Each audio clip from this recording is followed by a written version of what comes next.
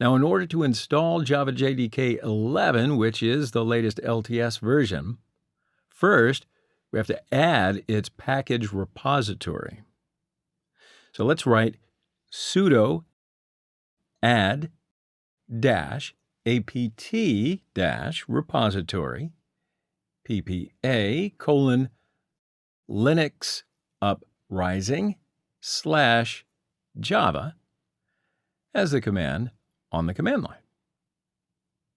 Now, when you add the repository, you'll see a message. So press Enter to continue, and then update your package list. And then on the command line, write sudo apt update. And then after the package list updates, we will install Java 11.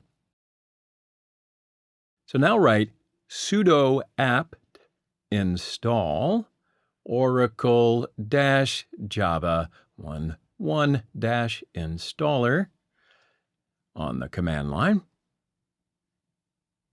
And then your system will download the JDK from Oracle and then ask you to accept the license agreement. So, of course, you're going to accept the license agreement and JDK will be installed.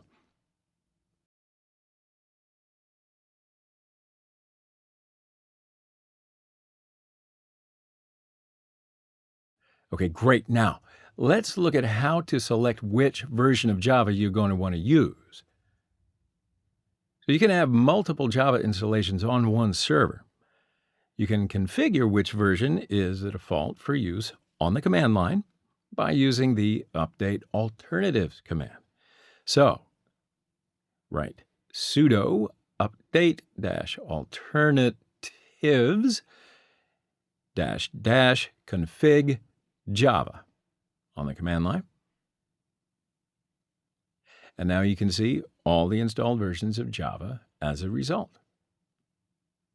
So now choose the number associated with the Java version to use it as default, or you can always press Enter to leave the current settings in place.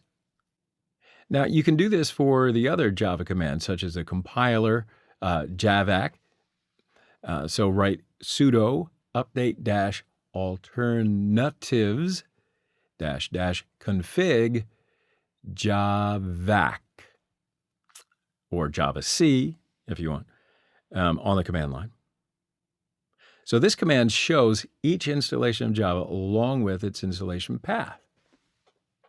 So copy the path from your installation, then open /etc/environment by using Vim or your favorite text editor. And in Vim Editor, press the I key to pass the insert mode. And then go to the end of this file and add a line and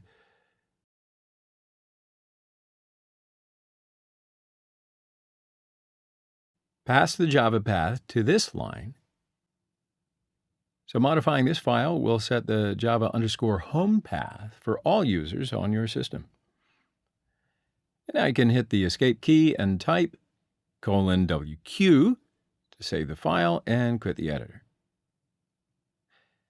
Now, reload this file to apply the changes to your current session. And write source/etc environment on the command line. So let's check if the Java home is set properly. First, we'll execute the echo command again, and you will see the Java path. So now write on the command line Java --version. And if everything goes right, you now see the last version of Java. Congratulations are in order.